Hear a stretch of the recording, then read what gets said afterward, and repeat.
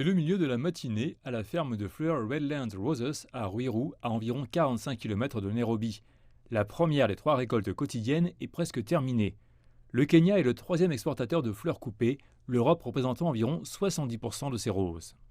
Pour stimuler les ventes, davantage de fermes comme le Redlands Roses sont entrées sur le marché lucratif de la Chine. Nous avons commencé il y a 5 ans parce que c'est un très grand pays, donc un grand volume de consommateurs et un grand volume de pouvoir d'acquisition élevé pour les consommateurs.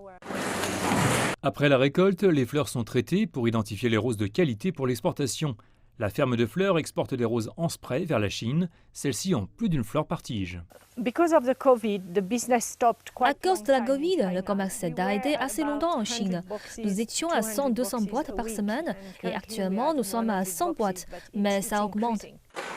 Comme d'autres secteurs, les exportations de fleurs ont plongé au début de la pandémie, mais avec la réouverture des marchés mondiaux, le secteur a rebondi. Cependant, les séquelles se font toujours sentir. Nous avons un nombre très limité d'avions cargo se rendant chaque semaine de Kenya en Chine, donc un des problèmes majeurs est de trouver la capacité de fret. Cela limite beaucoup notre croissance en Chine. Actuellement, seule la compagnie China Southern Airlines opère du fret entre les deux pays. De retour à la ferme Redlands, le processus final, la mise en boîte des fleurs fraîches, est en cours.